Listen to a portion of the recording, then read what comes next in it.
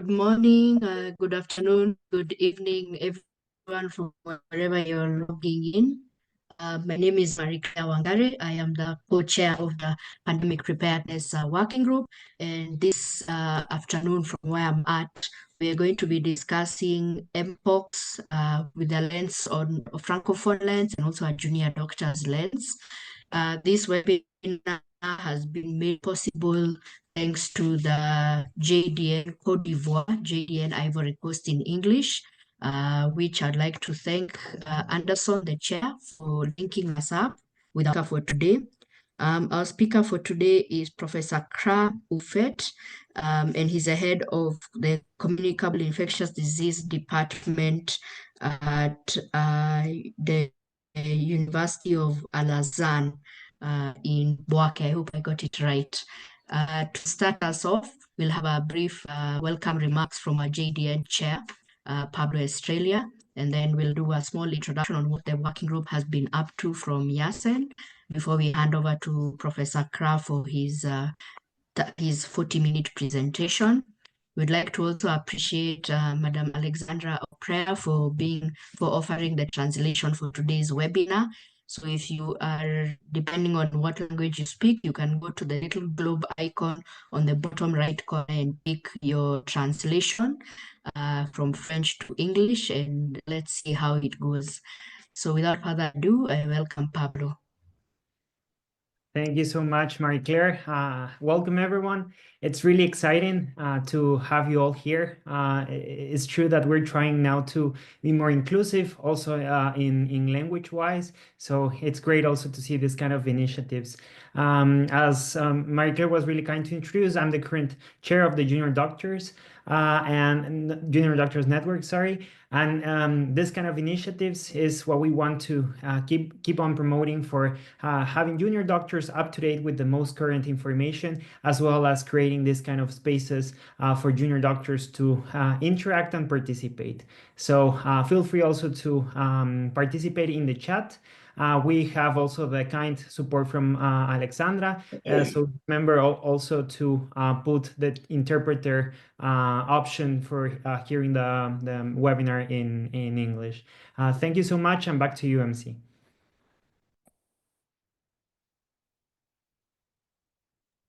Fantastic. Thanks, Pablo. So next up would be Yasen, just to share an overview of what's been happening for the working group and what led us to this webinar for today. Over to you, Yasen. Thank you. Thanks for passing me the floor, Marie-Claire. J'ai oublié, je vais parler en français. Merci à toute l'équipe du JDN pour l'organisation de ceci, et merci à Marie-Claire de me passer le plancher pour parler un peu des dernières activités spécifiquement en lien avec les pandémies et le suivi du traité pandémique que le JDN a fait. Donc, je vais faire ça très brièvement. Le JDN a été impliqué dans la représentation de l'Organisation médicale mondiale dans les négociations avec l'OMS, et ce depuis le tout début de ce processus-là, depuis l'Assemblée générale spéciale où il a été convenu qu'il y allait avoir des travaux additionnels pour la révision des règlements sanitaires internationaux, ce qu'on appelle en anglais IHR, et la négociation d'un nouveau traité international pour les pandémies qui se fait par un processus qu'on appelle le IND présentement, Intergovernmental Negotiating Body. Donc, dans ce travail-là, on a participé de façon virtuelle, très souvent de façon en présentiel, à l'occasion aussi, aux rencontres de négociation où les pays se rencontrent pour négocier ce nouvel accord international. On a aussi travaillé sur la révision des politiques internes de l'Association médicale mondiale en ce qui a trait aux pandémies, et ce document-là est disponible sur le site web. Je vais vous mettre le lien dans le chat après que j'aurai fini de parler. Et on a aussi préparé des communications pour l'Association médicale mondiale sur le thème des pandémies à différents moments clés, soit pendant les négociations, soit aussi après l'adoption de la politique. Peut-être quelques mots sur l'état actuel des négociations qui s'étirent maintenant. Les négociations initiales étaient censées conclure en mai 2024 à l'Assemblée mondiale de la santé, mais il restait encore plusieurs éléments de contention et c'était pas encore, les négociations n'ont pas pu conclure à ce moment-là. Ils ont été étendues d'une année, avec un certain espoir de pouvoir conclure en décembre de l'année en cours, chose qui n'a encore une fois pas été possible. Présentement, les endroits les plus difficiles à trouver, pour lesquels c'est le plus difficile de trouver un accord, c'est ce qu'on appelle l'article, c'est certains articles, donc l'article 9 sur la recherche et le développement, l'article 11 sur le transfert des technologies, l'article 20 sur le financement, euh, euh, l'article 12 sur le partage des bénéfices en lien avec l'accès et le partage des bénéfices et la partie sur la surveillance, donc l'article 4 et 5. Toutes ces sections-là sont encore en négociation, bien qu'il y ait eu du progrès sur les deux premiers que j'ai nommés, l'article 9 et l'article 20, lors de la session de décembre. Essentiellement, l'enjeu, c'est qu'il y a une division entre les visions de l'objectif de cet instrument-là pour euh, le Global North et le Global South. Donc, les pays qui ont moins de ressources en général tentent d'avoir un mécanisme qui va leur assurer l'accès aux ressources et aux instruments pour se protéger lors d'une prochaine pandémie, tandis que les pays avec plus de ressources et dont l'accès était beaucoup moins entravé pendant la dernière pandémie, cherchent à s'assurer que tous partagent leurs ressources de surveillance, que tous font une surveillance accrue et que tous partagent l'information qu'ils obtiennent lors de cette surveillance-là pour pouvoir répondre plus rapidement en cas de pandémie. Et c'est essentiellement cette tension-là qui est très difficile à résoudre lors des négociations. Je souligne aussi, par ailleurs, qu'il y a certains points qui sont en lien avec les négociations sur le traité de pandémie qui sont contenus dans d'autres politiques de l'Organisation médicale mondiale. Donc, je vais donner un seul exemple sur une politique importante qui a été adoptée récemment, la déclaration d'Helsinki, qui comporte des éléments qui mettent l'emphase sur l'importance que les personnes qui ont servi à créer certaines à découvertes en recherche doivent pouvoir bénéficier de cette contribution-là.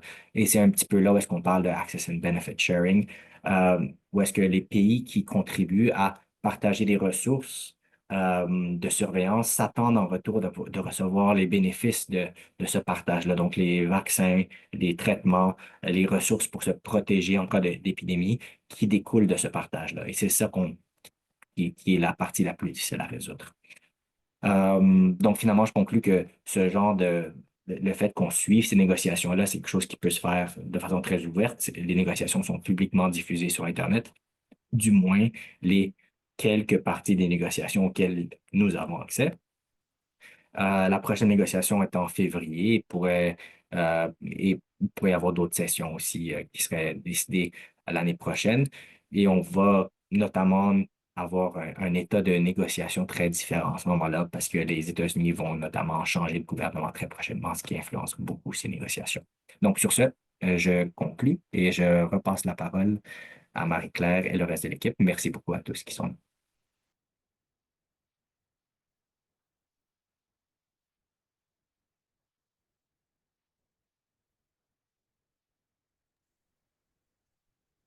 All right.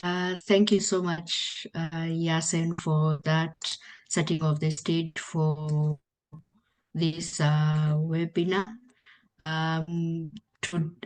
Without further ado, I'd like to hand over to Dr. Anderson Dre, I hope I got it correctly, the chair of JDN Côte d'Ivoire, to now take us through the presentation by Professor Kra Ufet and the agenda of today, which is on the Mpox virus and strategies on how to mitigate that.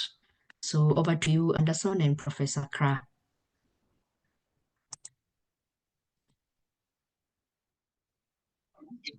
Okay, Hello, so thank you very much, MC, for the opportunities.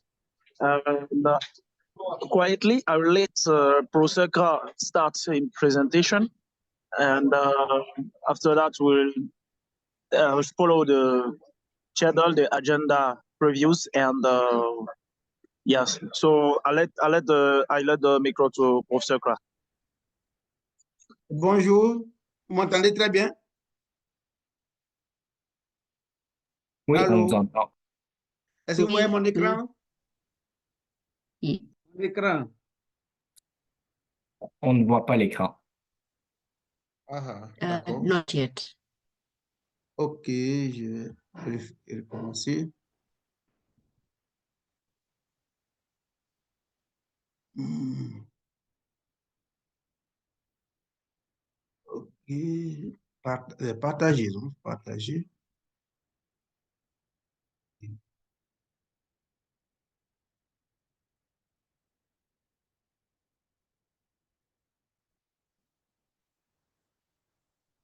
C'est bon?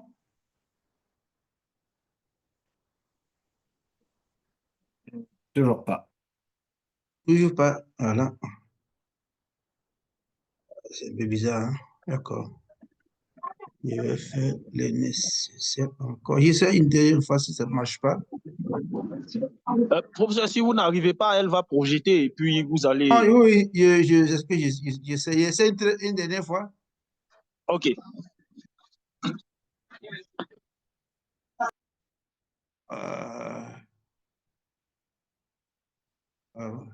Partager même, ça est là, c'est là.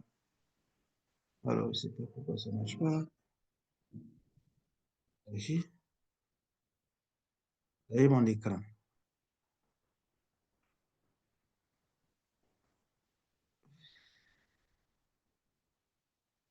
Alors, c'est bon? Là, on voit. Oh, Oui, merci. très bien. Alors, je vais donc fermer je vais fermer ma caméra à cause des problèmes de connexion. Donc, je vous remercie. Surtout, je remercie Marie-Claire pour m'avoir associé donc, à ce webinaire. Et donc, je suis heureux donc de vous parler. Si vous m'entendez, vous me dites. Vous ne m'entendez pas aussi, vous me dites.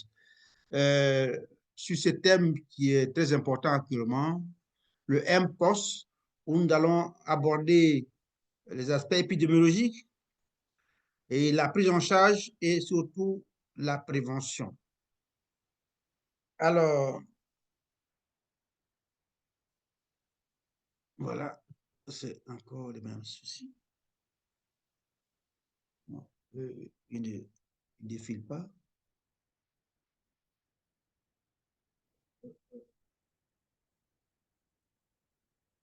OK, c'est bon. Alors donc, on va parcourir ensemble ce plan suivant. Après une brève introduction, nous allons vous parler des aspects épidémiologiques, des manifestations cliniques, paracliniques, comment on fait le diagnostic de cette maladie et quelles sont les pathologies qui ressemblent donc au MPOX.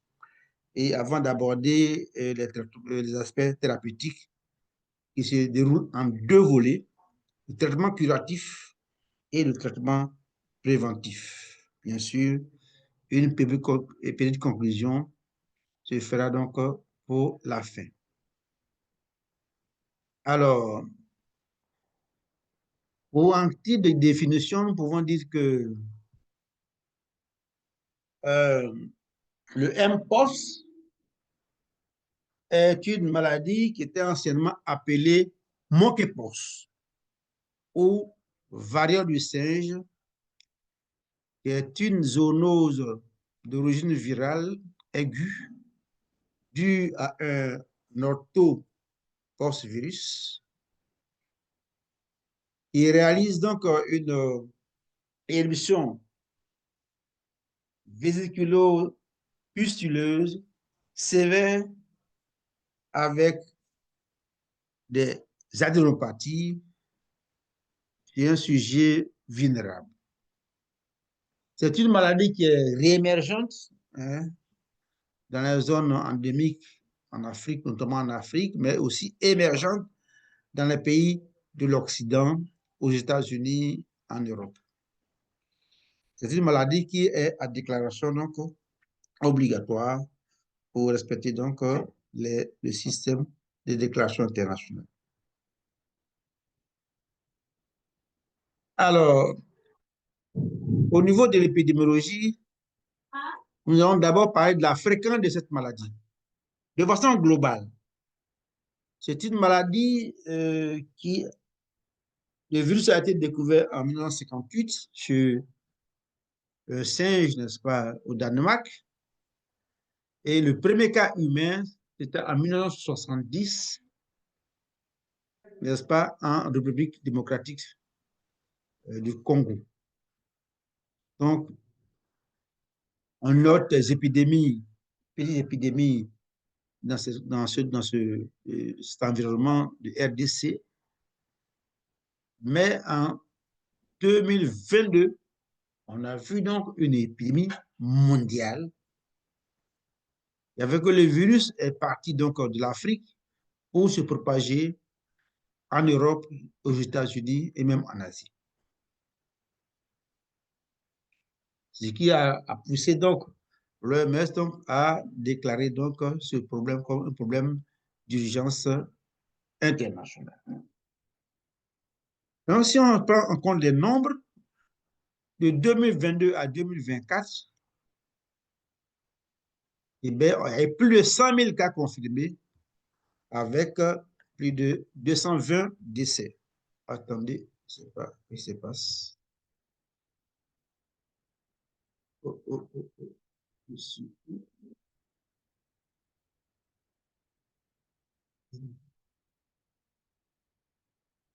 Mon écran s'est volatilisé. OK, on va revenir. Très bien, parce qu'on va revenir, vous voyez. Hein? Alors, en Afrique, en décembre 2024, on dénombre plus de 26 000 cas avec 724 décès. Et dans mon pays, en Côte d'Ivoire, on a signalé 73 cas avec un décès. Selon Africa CDC, à la semaine 35, on dénombre exactement 26 544 cas, dont 5 732 cas confirmés, avec 724 décès, soit une létalité qui est supérieure à 2%. Et 15 pays membres de l'Union africaine seront touchés et toutes les 5 régions africaines ont également signalé des cas, notamment en Afrique centrale, où c'est l'épicentre de cette épidémie. On dénombre donc 23 761 cas, dont 5 588 cas confirmés, avec 720 décès. En Afrique de l'Est, 1644 cas, dont 19 confirmés avec 0 décès. Quant à l'Afrique australe, on a dénombré 24 cas, tous confirmés avec 3 décès. Pour l'Afrique de l'Ouest, on note un nombre de 1114 cas, dont 100 confirmés pour un décès. Voici donc les chiffres qu'on a à notre disposition. Donc ici, on va remarquer, et malheureusement on n'a pas le pointeur, que l'épicentre de cette épidémie en Afrique, c'est essentiellement en Afrique centrale, notamment la République démocratique du Congo. Et on a aussi le Nigeria, je crois bien. Ensuite, bon, d'autres pays comme le Ghana, et la Côte d'Ivoire aussi qui est concernée. Et ici, on a le Libéria. Mais c'est pour dire que l'épicentre demeure, comme vous avez vu, l'Afrique centrale. Alors, qu'en est-il de l'agent pathogène de cette maladie? Il s'agit donc du Mpox virus, de la famille des Poxviridae, du genre orthopoxvirus. Orthopoxvirus veut dire qui est un virus à ADN enveloppé de grande taille qui peut être inactivé par les détergents et la chaleur. Il se distingue en deux clades, ce sont des sous-genres, en deux clades, le clade 1, 1A, 1B, clade 2, 2A et 2B. Et le clade 1, c'est le clade le plus virulent qui sévit en Afrique centrale, et le clade 2, c'est celui qui sévit donc en Afrique de l'Ouest, mais c'est celui-là qui est à l'origine des expansions hors de l'Afrique, notamment aux États-Unis, en Europe, et cette épidémie s'est déroulée exclusivement sur les sujets ayant des rapports avec des hommes ayant des rapports sexuels avec d'autres hommes. Le réservoir est inconnu, mais on soupçonne donc c'est des rongeurs. Et il y a beaucoup de rongeurs, comme le voyez sur il y a le rat de Gambie, ces petits rongeurs que vous voyez là, hein, avec écureuils et d'autres. Après, en dehors des rongeurs, ensuite, les primates aussi ont été donc concernés comme réservoirs. Bon, les noms sont tellement compliqués et je vous fais vous aurez donc, comme vous avez déjà le document. Alors, comment se transmet dans cette maladie? On a deux, d'abord la transmission animal-homme et la transmission interhumaine. La transmission animal-homme se fait par contact cutané, notamment la manipulation de l'animal infecté, les morsures de l'animal, les griffures de l'animal et les fluides organiques de l'animal infecté. Donc, bien entendu, on peut aussi, en consommant la viande non insuffisamment cuite, on peut aussi donc contracter cette maladie. Quant à la contamination interhumaine, la transmission se fait donc par contact cutané direct en manipulant les lésions cutanées ou les lésions muqueuses, surtout au cours, les muqueuses, c'est au cours des rapports sexuels, en manipulant les fluides biologiques au contact des surfaces aussi, avec aussi les surfaces, en touchant les surfaces et les objets contaminés, de même que les matériels souillés, notamment les draps, et le linge utilisé par les malades. La maladie se contracte aussi par inhalation des gouttelettes de pluie, n'est-ce pas, par voie donc respiratoire, mais aussi une femme malade peut transmettre la maladie à son fœtus, hein, à travers donc le placenta. Ici, donc, nous faisons un résumé succinct donc, de ces modes de transmission. Comme le voit ici, la maladie va se transmettre d'abord des primates ou des rongeurs, n'est-ce pas, à un homme. Okay? Ensuite, il va avoir la transmission interhumaine, qui va se faire donc de différentes manières, par contact étroit, à travers le fait de toucher donc les lésions cutanées, par voie respiratoire, et aussi, bien sûr, par rapport sexuel, et surtout la transmission de la mère à l'enfant, c'est-à-dire de façon donc congénitale. Alors, au niveau donc de terrain favori donc de cette maladie, il n'y a pas un terrain particulier, mais en Europe, on a vu que la maladie s'est développée surtout dans un milieu, le milieu donc des hommes ayant des rapports sexuels avec des hommes. Et en 2022 surtout.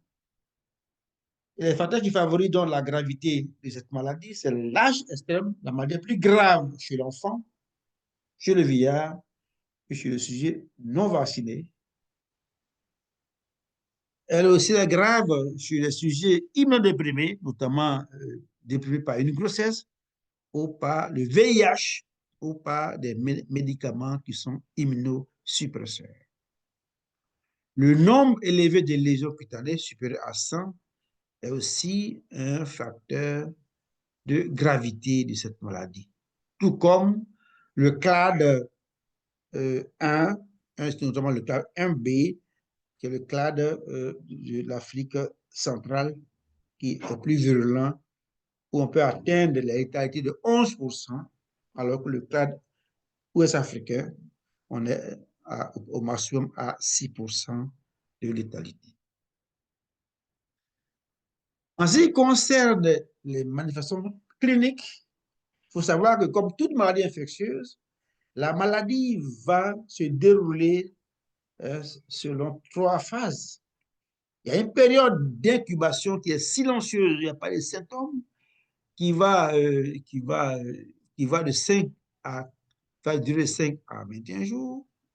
Ensuite, il y a une phase d'invasion, va durer autour de 4 jours, avec fièvre, et une phase éruptive qui va durer de 2 à 4 semaines. Alors, voyons tout ça en détail. Donc, la phase d'incubation, elle est silencieuse. Elle dure entre 6 et 13 jours, avec des extrêmes de 5 à 21 jours. Voilà pourquoi le temps de suivi est de 21 jours lorsque quelqu'un a eu un contact avec un malade. Quant à l'invasion, je disais 1 à 5 jours, les signes qu'on observe, que le malade décrit, qu'on appelle signes fonctionnels, ce sont d'abord des douleurs vives, et ces douleurs sont un type de maux de tête, céphalée, de lombalgie, de douleur lombaire, de myalgie, douleur musculaire, et également de mal de gorge, qu'on appelle aussi odynophagie. On peut observer aussi des troubles digestifs à type de diarrhée et de vomissement.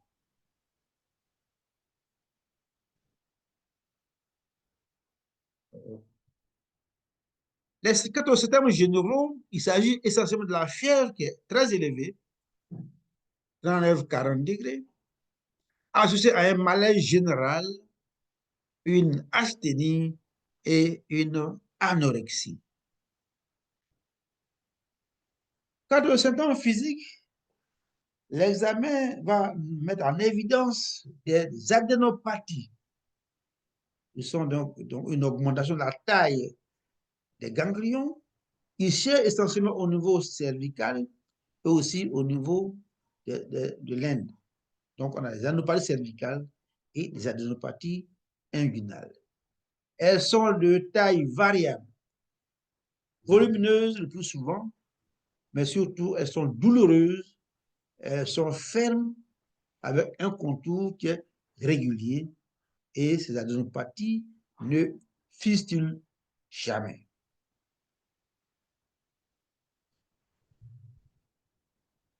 À côté des signes généraux et des signes fonctionnels, on a des signes cutanés qui, par leur spécificité, nous orientent vers cette maladie.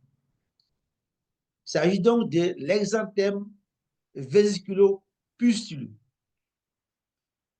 Cet exanthème évolue en une seule poussée, qui va commencer au niveau donc de la tête, et les lésions sont du même âge,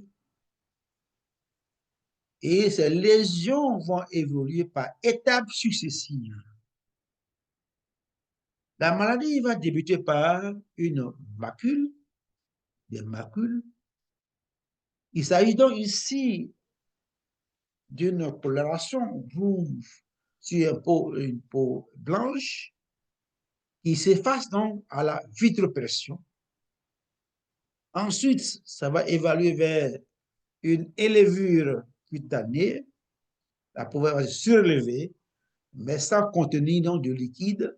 Au deuxième jour et au troisième jour, on va avoir donc des vésicules qui sont des élevures cutanées contenant un liquide qui est clair. Ce liquide clair va devenir donc du pus au 5e jour, devenant ce qu'on appelle des pustules. Il s'agit donc de levures cutanées contenant donc du pus. La taille de ces éruptions varie entre 0,5 cm à 1 cm.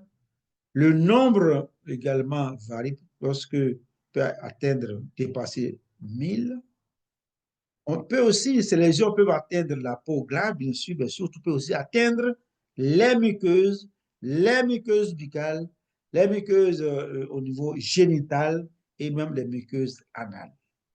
Ce qui caractérise donc cette éruption, c'est que le centre est ombiliqué avec une formation de croûte qui va donc tomber vers le 9e jour. C'est-à-dire la pustule va se dessécher, devenant une croûte qui va tomber donc au bout de 10 jours.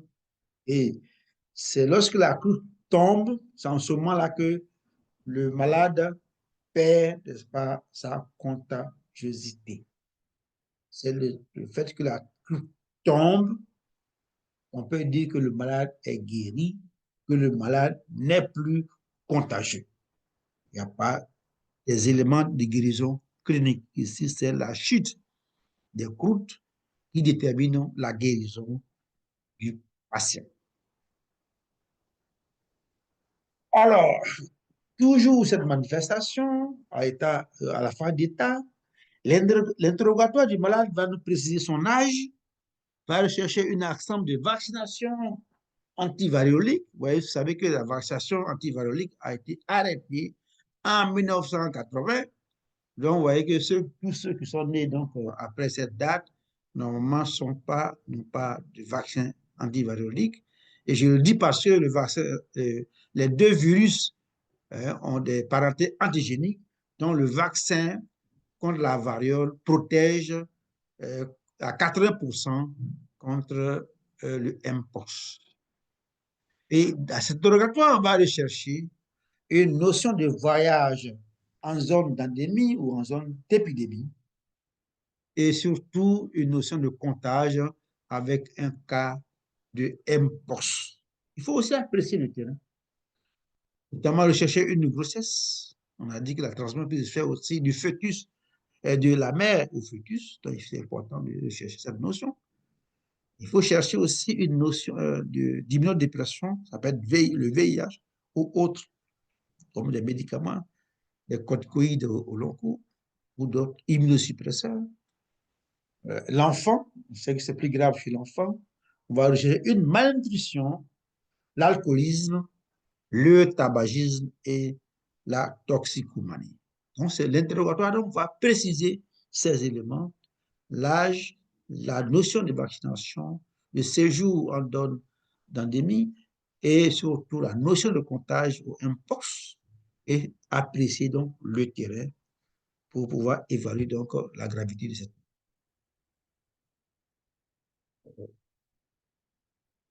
L'examen physique va apprécier aussi l'état nutritionnel, l'état d'hydratation, il va apprécier l'étendue des lésions cutanées, rechercher les signes de surinfection et surtout, cet examen doit être complet et va rechercher les complications de cette maladie. Pour nous résumer en ce qui concerne les symptômes, vous voyez que là j'ai mis c'est en anglais, donc vous comprenez mieux que moi. On peut résumer donc ces signes de la variole de Mpox à la fièvre, au céphalée, aux raches cutanées, mais qui est rache spécifique. On a dit c'est des raches vésiculo-pustuleuses, aux douleurs lombaires, aux douleurs musculaires, aux adénopathies, n'est-ce pas, et à la fatigue et ce qu'on appelle au malaise. Alors, donc ici, nous montrons donc les lésions qu'on a vues donc, ici récemment donc, à Bouaké lors de cette épidémie en Côte d'Ivoire. On a dit qu'il y a 73 cas Mais 73 cas, on a donc 6 cas de notre région, Boaké, et nous avons donc eu à gérer donc, des cas à l'hôpital, notamment ce malade-là. Et nous gérons ce malade en concomitant avec nos dermatologues. Mais ils sont hospitalisés donc dans mon service. Donc ici, on voit donc, vous voyez que ce que j'ai dit tout à l'heure, c'est les lésions, les pustules, donc les lésions à contenu purulent et avec, n'est-ce pas, un sang qui est ombiliqué. Et puis, vous voyez que toutes ces lésions sont du même âge. On a dit que ça commence par une macule, ensuite une papule, ensuite une vésicule, qui c'était une pustule, mais il va y avoir donc des croûtes finalement à la fin. Et ces croûtes, quand elles tombent, eh bien, on peut dire que le patient est donc guéri. Alors, on a dit qu'il y a des lésions cutanées, bien entendu, qui prennent en compte aussi la paume des mains et la plante des pieds. Et ces lésions aussi au niveau donc, des muqueuses. Ici, on voit la muqueuse, ici, au niveau donc, la muqueuse buccale. Mais aussi, on peut retrouver ces lésions-là au niveau des muqueuses génitales sur la femme, ça s'appelle le vagin, l'anus sur l'homme, et aussi même l'urètre également. Alors, après la manifestation clinique qu'on vient de voir, qu'est-ce que les examens paracliniques qu'on peut demander? D'abord, l'hémogramme. L'hémogramme, lorsqu'on le demande, il va nous montrer une hyperleucocytose qui se fait au détriment des lymphocytes. Donc, on a plus de 4000 lymphocytes par décilitre. Mais aussi, on peut montrer donc un taux de plaquettes bas, notamment une thrombopénie. Et lorsqu'on demande la C-réactive protéine, elle est donc élevée. Et on peut avoir aussi une cytolyse hépatique avec les transaminases qui sont aussi élevées. Le taux d'urémie et de créatinémie est aussi élevé. On note une hypoalbuminémie qui est inférieure à 30 grammes par litre. Et bien sûr, on peut rechercher donc d'autres éléments, surtout en faveur des infections sexuellement transmissibles. Alors, l'élément clé pour faire le diagnostic de cette maladie, on va faire des prélèvements. Les prélèvements intéressent essentiellement les vésicules ou les pustules et leur contenu, bien sûr. Mais aussi, on peut faire une biopsie cutanée et on peut aussi prélever donc les croûtes. À défaut, on pourra donc faire des prélèvements de gorge et aussi des prélèvements de sang. Et ces prélèvements vont servir à réaliser des examens, notamment la biologie moléculaire avec la PCR conventionnelle, hein, notamment la PCR pour ADN viral. En tout cas, c'est l'élément clé qu'on demande au cours d'une épidémie chez nous. Sinon, la culture cellulaire pour isoler le virus, la sérologie, l'histologie et l'histochimie sont des examens qui ne sont pas nécessaires pour gérer donc une épidémie. Donc, on retiendra qu'on va faire la PCR sur les lésions cutanées. On peut aussi le faire sur les prélèvements de gorge et sur le sang. L'évolution de cette maladie, il faut retenir que le mPOX peut guérir de façon spontanée sans intervention humaine. Mais les complications possibles, notamment les complications infectieuses, il s'agit donc de surinfection bactérienne des lésions cutanées, mais qui peut aussi aboutir à des infections comme les septicémies, on appelle les sepsis, mais aussi des infections au niveau donc des muscles, myosites, les infections pulmonaires, une encéphalite également peut être observée, de même que les atteintes oculaires à savoir une kératine, qui, mal gérée, peut conduire à la cécité, de même que l'atteinte cardiaque à type de myocardite. Et les complications métaboliques sont la malnutrition, surtout chez l'enfant, qui peut s'aggraver, la déshydratation chez l'enfant et l'insuffisance rénale. On peut noter une détresse respiratoire, une dysphagie et des lésions au niveau du rectum, une rectite, et au niveau donc, du l'urètre, une urètrite. Voici ces complications majeures, mais les plus inquiétants, c'est les surinfections qui peuvent aboutir dans un sepsis, et surtout l'encéphalite, c'est rare, mais qui confine au coma et avec d'autres complications, et surtout ces complications oculaires qui peuvent menacer donc la vue. L'évolution de cette maladie, le pronostic, il veut dire, cette maladie est fonction du terrain sous-jacent. Notamment, est-ce qu'on est en face d'une grossesse? Est-ce qu'on est en face de notamment le VIH, dans le terrain? Est-ce qu'on est en face d'un enfant ou d'un vieillard? Ensuite, l'autre élément à prendre en compte, c'est le score de gravité qui s'est fait selon le nombre de lésions cutanées. Lorsque, excusez-moi, 2 secondes.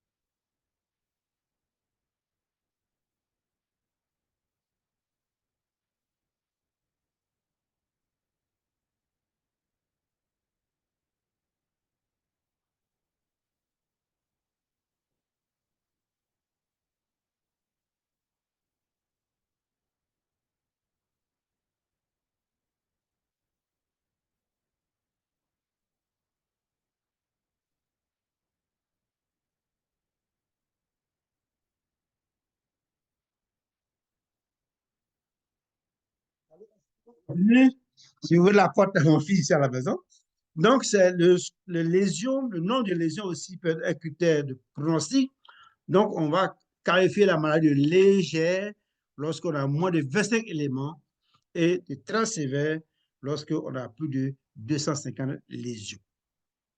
Ensuite, il y a des anomalies biologiques hein, qu'il faut prendre en compte, notamment une thrombopénie, une cytolyse hépatique et une hypoalbuminémie sont également des critères de gravité, sans oublier la présence de complications, surtout notamment les complications de surinfection. Donc, voici donc ce qu'on pourrait dire des manifestations, des signes cliniques et des signes biologiques et l'évolution avec le pronostic. Pour poser le diagnostic de cette maladie, le diagnostic va être évoqué devant une éruption pustuleuse avec des adénopathies associées à une fièvre élevée.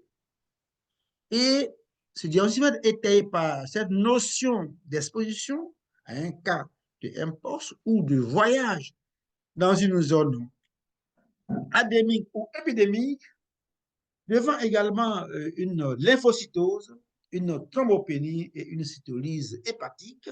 On peut donc évoquer donc cette maladie qui va être confirmée par la biologie moléculaire, notamment la PCR, qui va mettre en évidence le génome du virus mpox. Après avoir fait ce diagnostic positif, il existe beaucoup d'autres maladies qui peuvent simuler donc cette maladie, le mpox.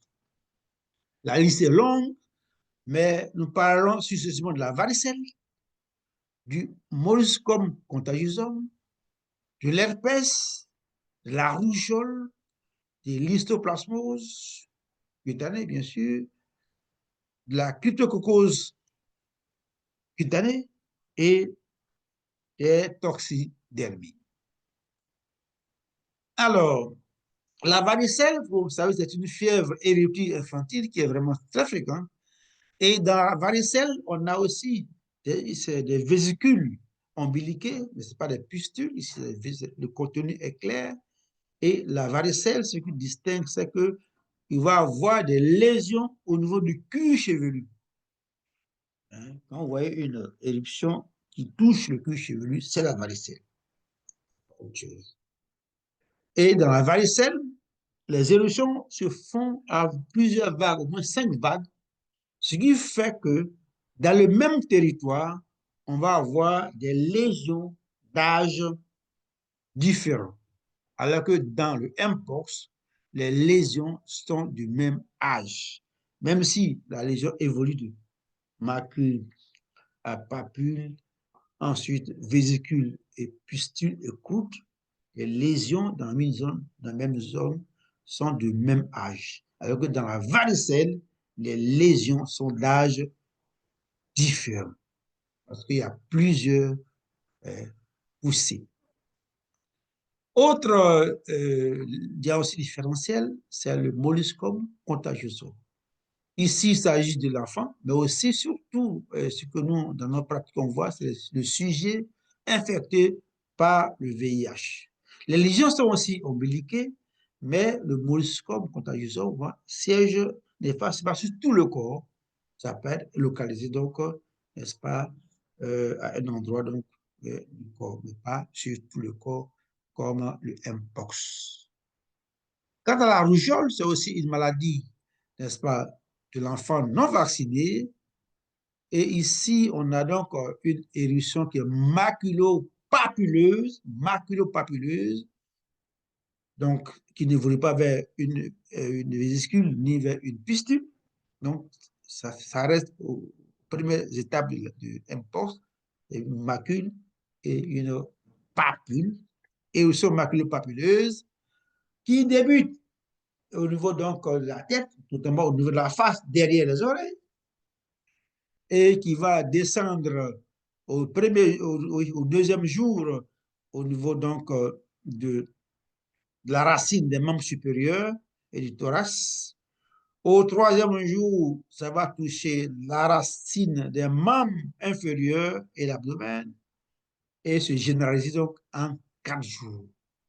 Donc la rougeole, c'est une éruption maculopapuleuse qui est descendante, qui va se généraliser donc en 4 jours. Ça accompagne bien sûr de fièvre et d'autres lésions au niveau des muqueuses, la muqueuse buccale et les muqueuses au niveau des yeux.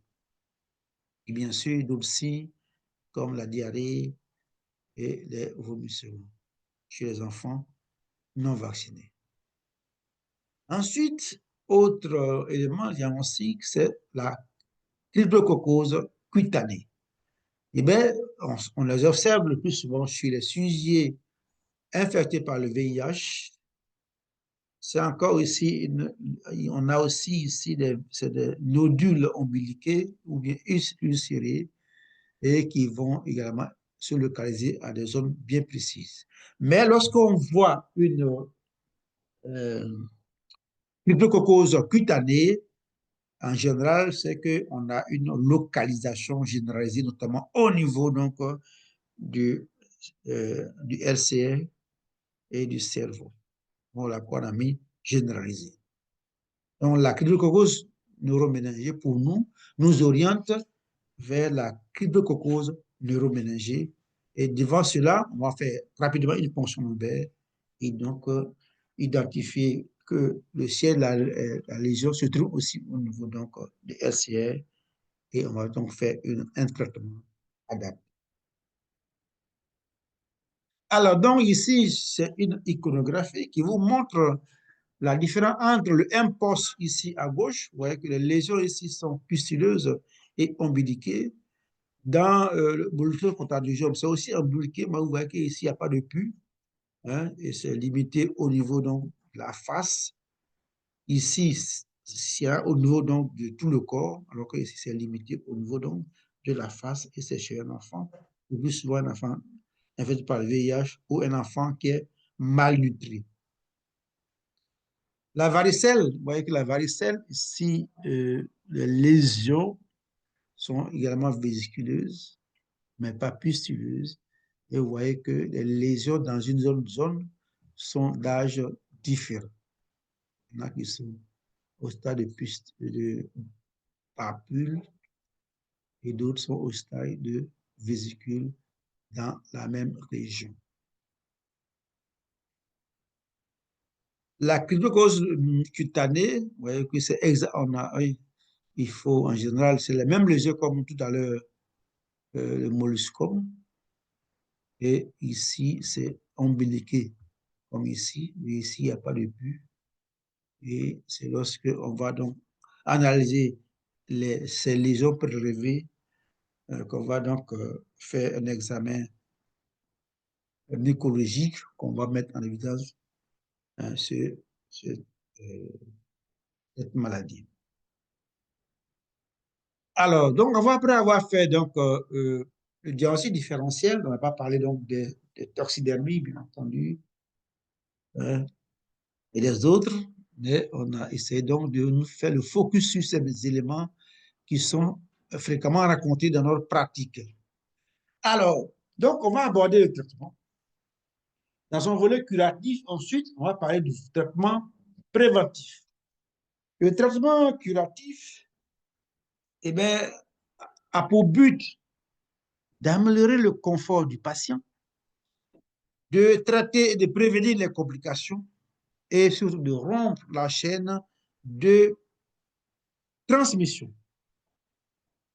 Le traitement repose sur des éléments, des moyens symptomatiques, parce que c'est cela s'agit, et des moyens spécifiques.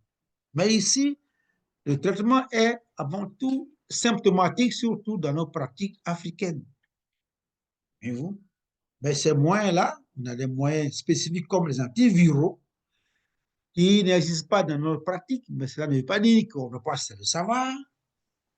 Donc, les antiviraux qui ont été utilisés, ils sont en fait ailleurs, pas chez nous, messieurs, c'est le tecovirimat, qui est donné donc dans les formes graves, n'est-ce pas, à raison de 600 mg chaque 12 heures pour une durée de 14 jours, à côté de tecovirimat, qui est en fait tecovirimat, qui est vraiment le traitement le plus, avec beaucoup plus d'expérience, mais on a le brincidofovir, je dis bien le brincidofovir, qui est donné à raison de 6 mg par kilo lorsqu'on a moins de 10 kg chez l'enfant, et entre plus de 48 kg, on va donner donc 200 mg, n'est-ce pas, hein, en deux doses, une dose AJ1 et une dose AJ8, dans les troubles digestifs. Ensuite, il y a le cidofovir, qui est donné donc à raison de 5 mg par kilo par semaine, pendant donc 2 semaines, peut entraîner donc une insuffisance rénale, une neutropénie. Mais je l'ai mis en tête parce que chez nous, ce n'est pas ce qu'on utilise essentiellement, mais il faut savoir que ça existe dans les pays donc développés. Chez nous, c'est indiqué dans les formes graves, mais on n'a pas ça dans nos pharmacies. Ça, c'est évident. Ensuite, en cas de surinfection, on va utiliser des antibiotiques, notamment la cloxacilline, l'amoxicilline avec l'acide clavulanique, et surtout des céphalosporines, notamment le céphalexine le ceftriaxone et les macrolides comme la clindamycine.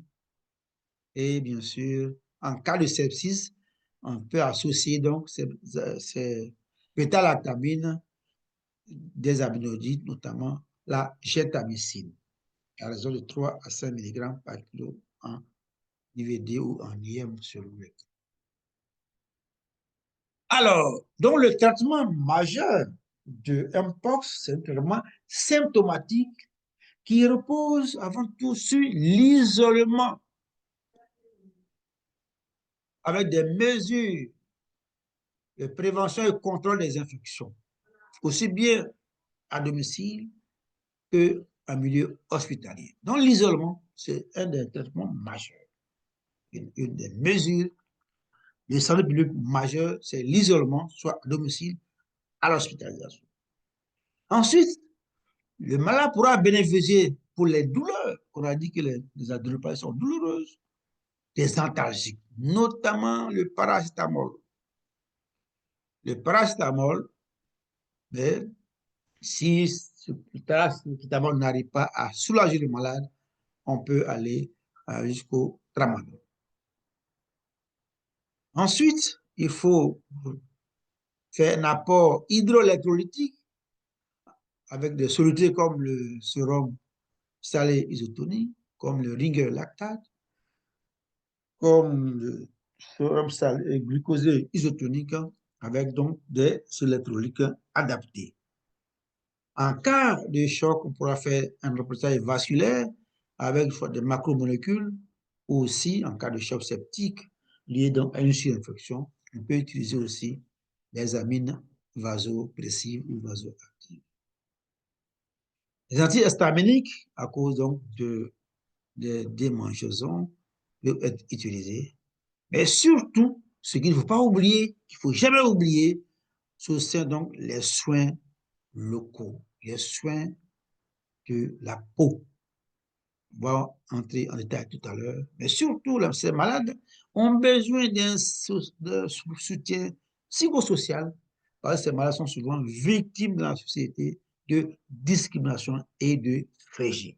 Donc, ces éléments, l'isolement, les antalgiques, la correction d'une dissertation, la correction d'un les antihistaminiques, les soins locaux et le soutien psychologique sont importants pour ces patients. Alors, Il faudrait conclure. Professeur, s'il vous plaît. oui, Dans 2 minutes. S'il vous plaît, professeur. oui. Vous m'entendez plus? Allô, professeur? Oui. Oui, professeur, on me signale que le temps imparti pour la présentation est passé. Donc, si vous pouvez. Ah bon, excusez-moi, d'accord, on va aller vite alors. Ok, Oui, très bien. D'accord, voilà. Super. Ok, excusez-moi, on pourra aussi en discuter. Hein. Donc, je vais vite parce que bon, il pensait que c'était là qu'il fallait faire les choses. D'accord, donc l'isolement peut se faire donc en chambre individuelle et tout en respectant les précautions, notamment le port des équipements adaptés, aussi bien pour le malade que pour les soignants. On va aller vite. Il faut donc éviter les déplacements inutiles des choses. Il faut utiliser aussi des matériels à usage unique et surtout gérer et éliminer, de façon sécurisée, les déchets produits au cours des soins. Et même, il ne faut pas oublier d'attirer les cadavres de façon sécurisée.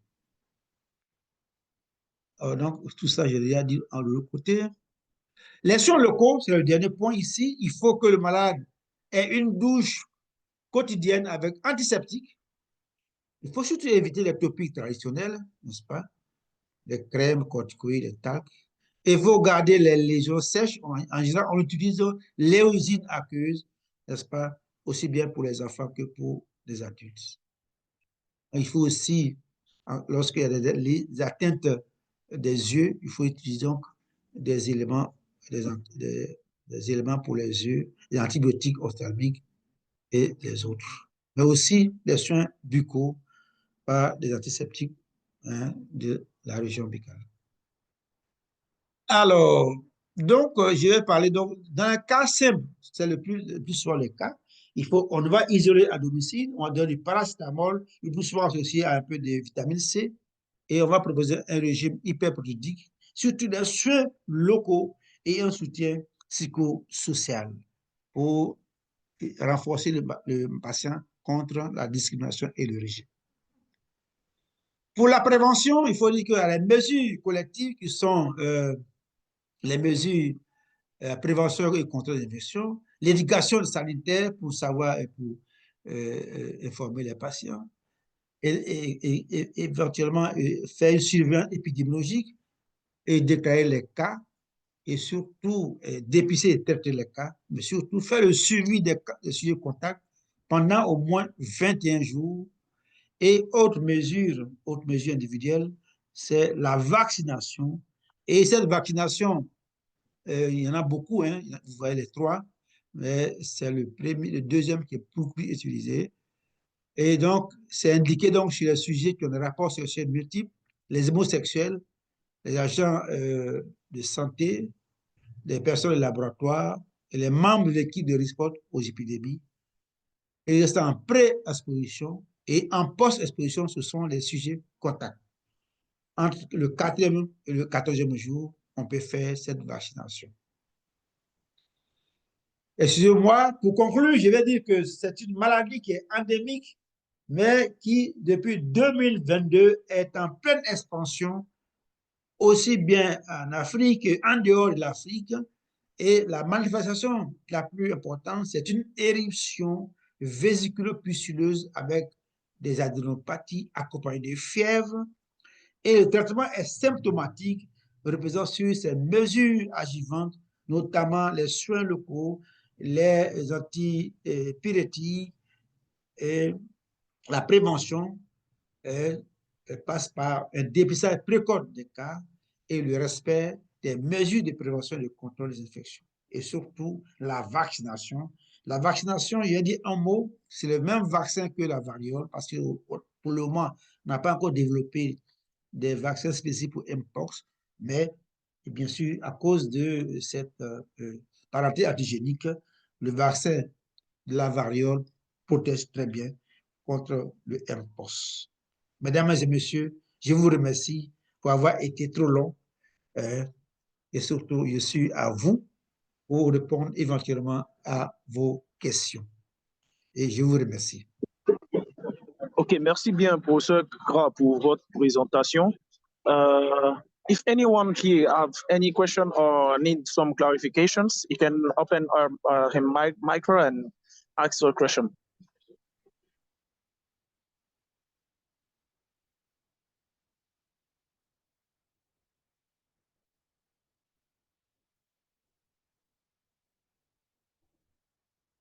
Okay, no question? So you understand everything or you don't understand anything?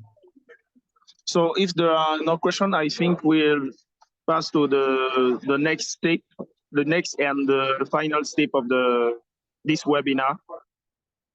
So I left the micro to MC. MC, are you here?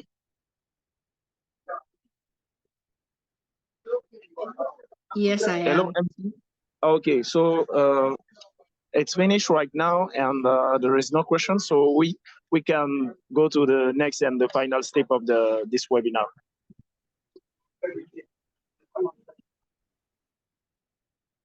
Yes, I think mine is just let me see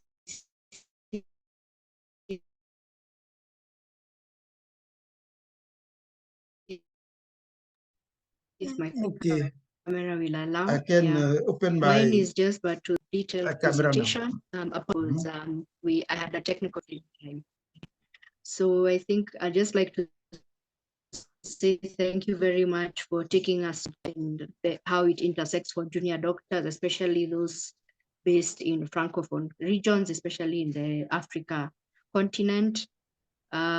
We hope that we could have more of this presentation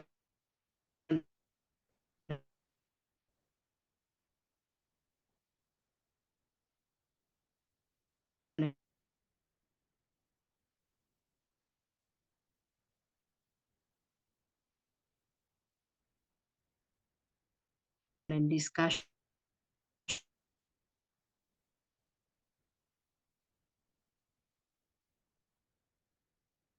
as a pandemic preparedness working group. And this is just the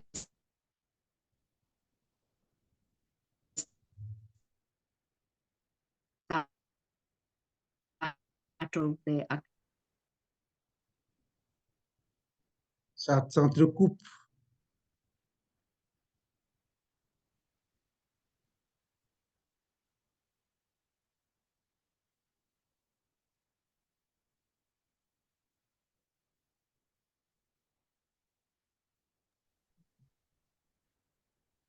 Je crois que Marie-Claire a des problèmes de connexion Internet. Ouais. J'ai une bonne idée de ce qu'elle voulait dire. Je crois qu'elle voulait remercier tous les participants et remercier et vous remercier vous, docteur, pour la présentation. C'est la première fois qu'on fait une présentation dans une autre langue. Habituellement, notre langue de fonctionnement, c'est l'anglais, mais c'est quand même bien de voir qu'il y a une grande participation, peut-être de collègues qui ne seraient pas venus si c'était uniquement en anglais. Donc, c'est très intéressant de voir ça. Et on voudrait encourager tout le monde qui est ici, justement, de continuer à être connecté au réseau des jeunes médecins de l'Organisation médicale mondiale. Et sur ce, je crois que l'idée, c'est de clore la session. Très bien. Je vous remercie de m'avoir accordé un peu de votre temps. Et j'espère que vous avez eu les informations que vous voulez. Ben, je sais que vous êtes très, très, très au fait donc de ces trucs-là. Donc, j'espère que modestement, j'ai contribué un peu à donner des informations sur notre pratique, surtout en Afrique. Hein. Et chez nous, ici, la maladie qui sévit, nous, à Boaké, on a dit qu'on a eu quand même 8 cas qu'on a eu à gérer, soit à l'hôpital ou alors dans les régions où la maladie a été déclarée, c'est-à-dire à Sakassou. Donc, merci et je pense que, voilà. À la Merci. prochaine, si possible. Au revoir. Au revoir. Au revoir, merci. See you, everyone. OK. Where can I cut? Okay, let's